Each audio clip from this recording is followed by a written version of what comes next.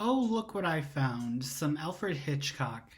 Actually, I'm a little disappointed because it's probably one of Hitchcock's most problematic films. It's his 1964 psychological thriller, Marnie, starring Tippi Hedren and Sean Connery. I say the movie is problematic both because of the way the story plays out on screen as well as the way Hitchcock treated his leading lady during production. These were the days before Me Too and Time's Up, and even back in the 1960s, Tippi Hedren wasn't having it. But Hitchcock was so powerful that he basically halted her career after Marnie when she refused his advances. I'll come back to that though. Tippi Hedren plays Margaret Marnie Edgar, a habitual thief who poses under an assumed identity. Under this identity, she embezzles almost $10,000 from her employer, a man named Sidney Strutt, who is the head of a tax consulting company. Robbed. Cleaned out. $9,967. Marnie then goes to Virginia where she stables a horse, and then she goes to Baltimore to visit her mother, Bernice. Marnie supports Bernice financially. We learn during this visit to her mother's that Marnie has a strong aversion to the color red and suffers from recurring nightmares. Months later, Marnie assumes another identity and applies for a job at a publishing company owned by a man named Mark Rutland.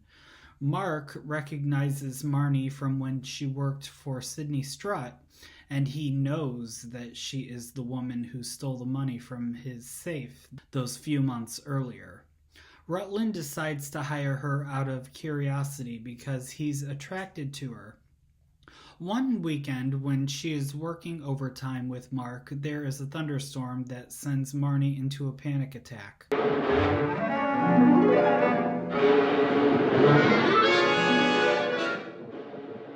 Put on the overhead light if you like. The switch is by the door.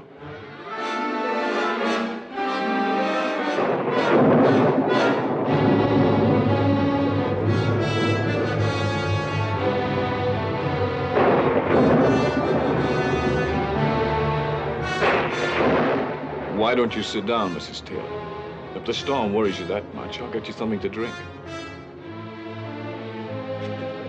Mrs. Taylor?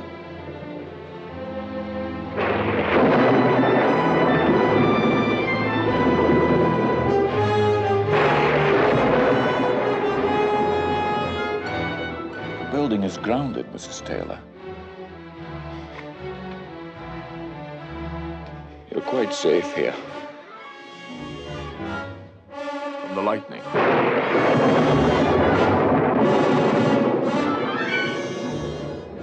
The colors. Stop the colors. What colors? Mark comforts her. The two kiss, and then they start dating. Marnie eventually embezzles from Mark's company and flees the company just like she did at Sidney Strutt's company. Mark manages to track Marnie down where she keeps her horse in Virginia, and here is where we get into the problematic elements of the story. Mark blackmails Marnie into marrying him. Isn't it romantic? What woman, or man for that matter, wouldn't want to be blackmailed into marriage, even if it is the super fine Sean Connery? It gets worse, so buckle up. While on their honeymoon, they go on a cruise, which is always a good idea. I've seen every Lifetime movie ever made, so cruises are definitely the way to go. Marnie doesn't want to get physically intimate with Mark because she finds sex repellent. That doesn't usually work well in a relationship or a marriage, but there is nothing wrong with not wanting to have sex. She was, after all, blackmailed into marriage too, so there could be a whole catalog of reasons why Marnie doesn't want to consummate the marriage. And she doesn't owe anything to anyone, and she doesn't owe an explanation. After a few nights of rejection, though, Mark has had enough, and he basically forces himself upon her. There are usually 3 reactions a person can take when in such a situation: fight, flight, or freeze. Marnie freezes. She does not give consent. Suggesting that these halcyon honeymoon days and nights, just the 2 of us alone, together, should ever end.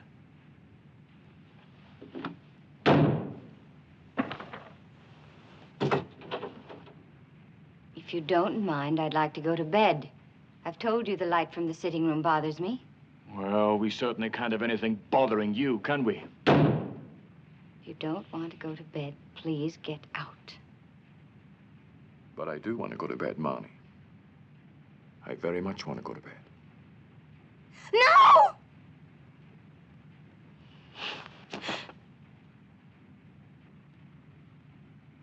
The next morning, she tries to drown herself, but Mark saves her. Mark takes quite an interest in trying to figure out what the cause of Marnie's psychological problems are. He takes her to Baltimore to try to figure out what happened in Marnie's past. There's a thunderstorm going on outside, which causes her long-suppressed memories from childhood to resurface. It is revealed that Marnie's mother used to be a sex worker. When Marnie was a very small child, one of her mother's clients, played by a young Bruce Dern, tried to calm Marnie during the thunderstorm. Bernice mistook the incident as if the client was trying to molest her. Bernice attacked him, and she injured herself in the process, and she became an invalid. Marnie tried to protect her mother, but hit the man on the head with a fire poker, accidentally killing him. Hands off my head! What are you trying to... What are you doing?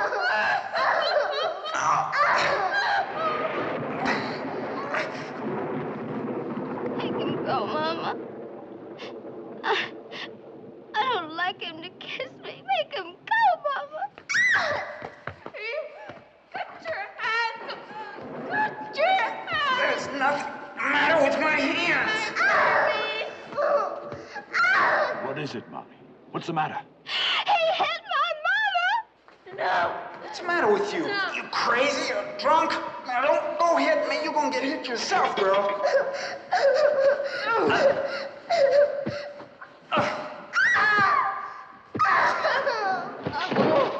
leg. Oh, Mama. Is your mother hurt? How? How is she hurt? He fell on her. Oh, she's so hurt. Oh, Mama. Marnie, help me. I got to help my mama.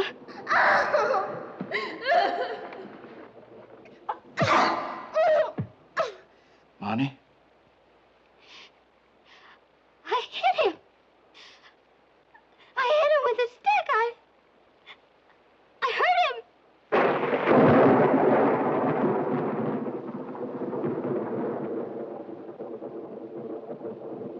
There.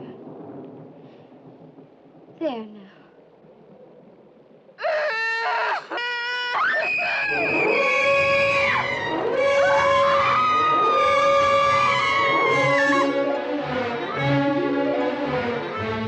That is the second film where a child accidentally kills someone by hitting them on the head. The same thing happened in George Washington. It's also the second film where a man uses bad judgment and gets too close to the daughter of one of the women he's seeing.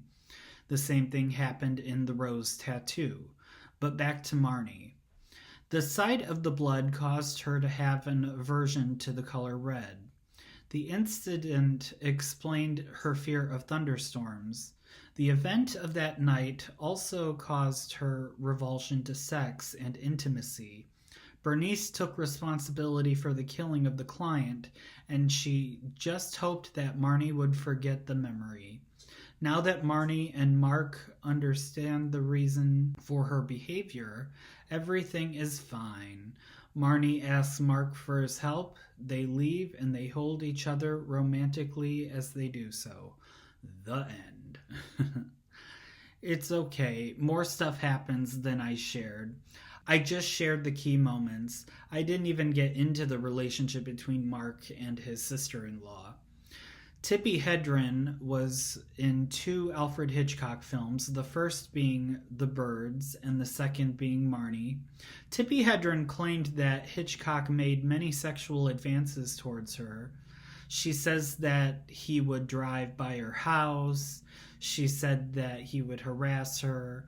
I believe that there was some truth to it. She claimed that he said he would ruin her career. He said no one would work with her in Hollywood again. There is some truth to that. After The Birds and Marnie, she did still get some work on minor projects, but she never worked on projects as big as The Birds or Marnie ever again.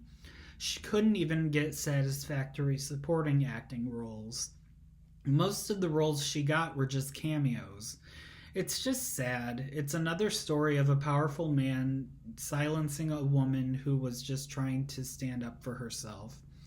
Tippi Hedren has stated that of the 2 films she made with Hitchcock, that Marnie was her favorite. I personally liked The Birds better, but I can see why she liked Marnie better. It did showcase her acting abilities more than The Birds. There was a 2012 TV movie made for HBO about the relationship between Tippi Hedren and Alfred Hitchcock that is available for streaming on Max. It stars Sienna Miller as Hedren and Toby Jones as Hitchcock. It was nominated for 6 Primetime Emmys. I believe I've seen it, but I need to revisit it. I believe the title of that film is The Girl, quite plain and simple. As of May 22nd, Marnie is not available for streaming. It is available for purchase on digital, though. It was released on Blu-ray by Universal Studios.